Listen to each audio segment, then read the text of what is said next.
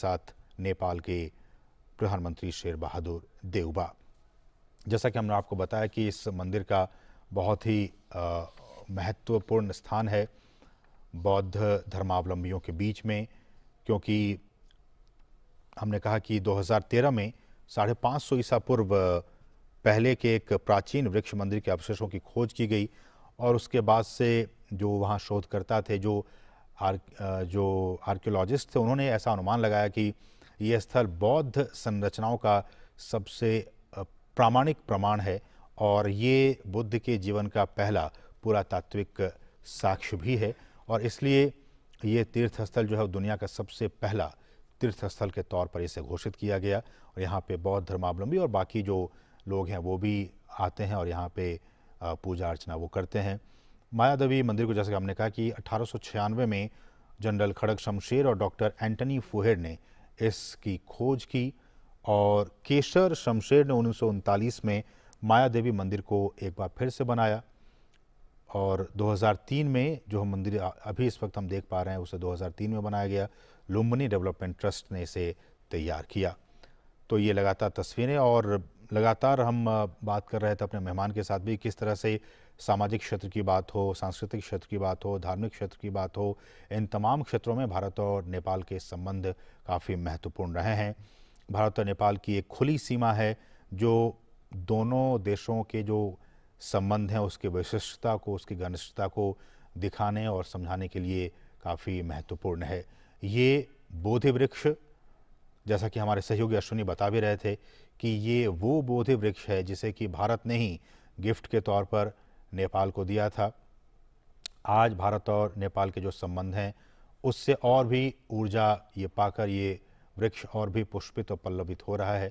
बोधि वृक्ष में इस वक्त प्रधानमंत्री नरेंद्र मोदी उसे सींच रहे हैं। बोधि वृक्ष के नीचे ही भगवान बुद्ध को ज्ञान की प्राप्ति हुई थी बोध गया में और गिफ्ट के तौर पर प्रधानमंत्री नरेंद्र मोदी ने इस बोधि वृक्ष को, जिसे कि इस वक्त वो सींच रहे हैं, प्रधानमंत्री नरेंद्र मोदी ने ही नेपाल को गिफ्ट के तौर पर दिया था और ये वृक्ष भी काफ़ी बड़ा हो चुका है।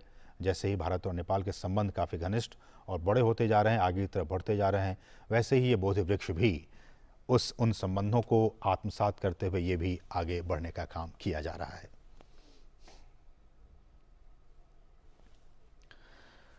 सामाजिक क्षेत्र की बात हम कह रहे थे, जैसा कि हमने कहा कि भारत और नेपाल की खुली सीमा है और दोनों देशों के संबंधों की एक विशिष्टता है कि किस तरह से एक देश के लोग दूसरे देशों में, खासकर नेपाल में जा सकते हैं, नेपाल के लोग हिंदुस्तान में आ सकते हैं, आवागमन में काफ़ी सुगमता रहती है, लोग यहाँ पे आते जाते हैं, पारिवारिक संबंध हैं, शादी विवाह के संबंध यहाँ पे रहते हैं और ये एक तरह से काफ़ी महत्वपूर्ण इस लिहाज से भी।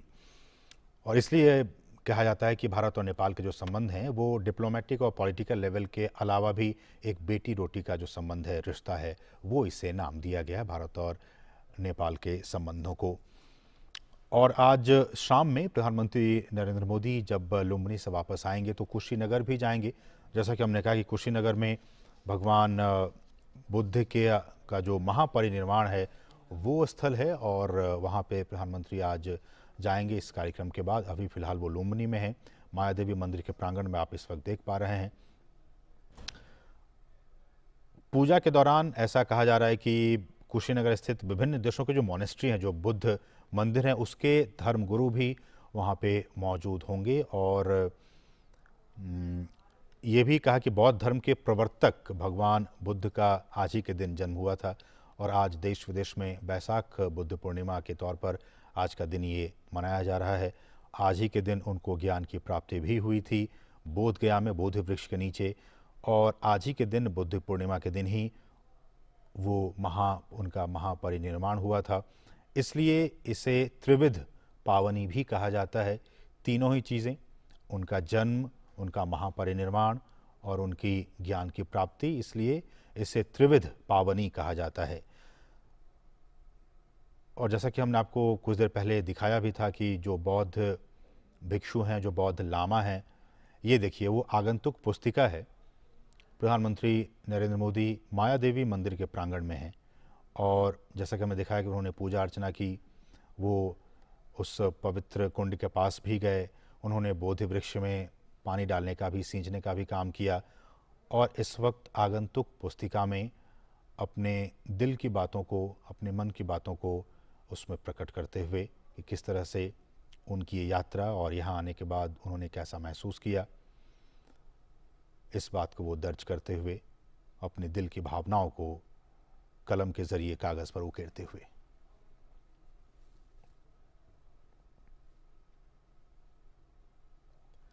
और जैसे कि हम कह रहे हैं कि कुशीनगर में भी आज बहुत ही महत्वपूर्ण कार्यक्रम है। वहाँ के जो बौद्ध भिक्षु और बौद्ध लामा है वो भी काफ़ी बेसब्री से इंतज़ार कर रहे हैं कि प्रधानमंत्री कब आएंगे और वो वहाँ पे पूजा अर्चना करेंगे।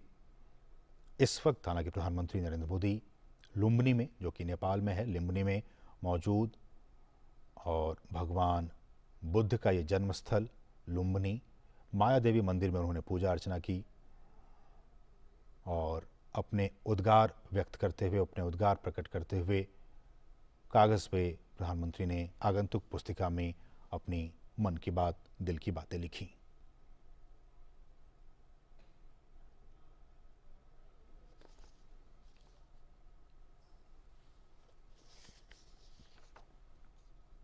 न सिर्फ सामाजिक और धार्मिक बल्कि आर्थिक क्षेत्र में भी भारत और नेपाल के संबंध काफ़ी महत्वपूर्ण हैं। चाहे वे रक्षा की बात हो, अवसंरचना विकास क्षेत्र की बात हो, संचार की बात हो, इन तमाम क्षेत्रों में भारत और नेपाल के संबंध काफ़ी महत्वपूर्ण रहे हैं।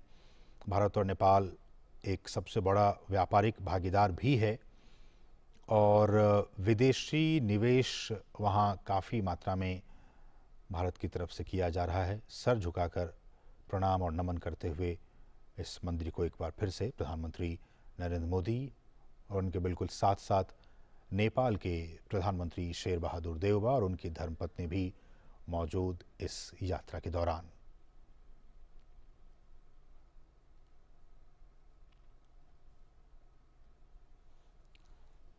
और जैसा कि हम चर्चा भी कर रहे थे कि जब बीते सालों में प्रधानमंत्री नेपाल की यात्रा पर गए थे, उन्होंने एक हिट का फॉर्मूला दिया था, HIT, हाईवेज, इंफॉर्मेशन वेज और टेक्नोलॉजी ट्रांसमिशन वेज। किस तरह से भारत और नेपाल, जैसा कि हम चर्चा भी कर रहे थे, हाइड्रो इलेक्ट्रिक के क्षेत्र में दोनों ही देश काफ़ी एक दूसरे की सहयोग कर रहे हैं। हम जानते हैं कि हिमालय से कई सारी नदियाँ निकलती हैं।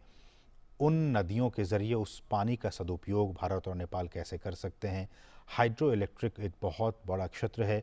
भारत जब कह रहा है कि हम 2070 तक एक कार्बन न्यूट्रल देश बनना चाहते हैं, कार्बन न्यूट्रल बनने के लिए एक सबसे जो एक बिग डिपेंडेंसी होनी चाहिए वो रीन्यूएबल एनर्जी पर होनी चाहिए और रीन्यूएबल एनर्जी में जो सबसे अहम स्थान होता है भारत और नेपाल के बीच में वो हाइड्रो इलेक्ट्रिक है।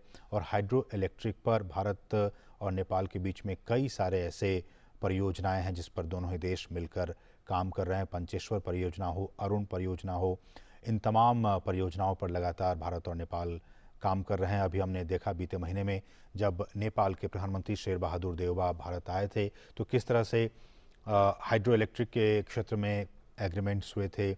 भारत और नेपाल के बीच जो रेल सेवा है, हम जब कनेक्टिविटी की बात करते हैं उस पर बहुत सारे एग्रीमेंट्स हुए, उसको कार्यान्वित भी किया गया।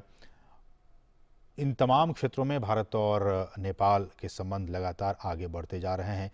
संचार की बात आ जाती है तो हम जानते हैं कि नेपाल जो एक लैंड लॉक्ड कंट्री है, एक भू आबद्ध देश है, लैंड लॉक्ड कंट्री है जो कि 3 तरफ से हिंदुस्तान से और एक तरफ से तिब्बत से घिरा हुआ है, लैंड लॉक्ड कंट्री है। इसलिए यहाँ पे इन चुनौतियों को पार पाते हुए भारत ने अपने मदद का हाथ हमेशा से बढ़ाता आया है और भारत और नेपाल ने अपने नागरिकों के बीच संपर्क को बढ़ाने और आर्थिक वृद्धि और विकास को बढ़ावा देने के लिए लगातार कनेक्टिविटी पर काम किया है। और इन तस्वीरों में आप देख सकते हैं वहाँ से, इस कार्यक्रम स्थल से अब प्रधानमंत्री वहाँ से रवाना होने जा रहे हैं। ये लुम्बिनी की आप तस्वीरें देख पा रहे हैं।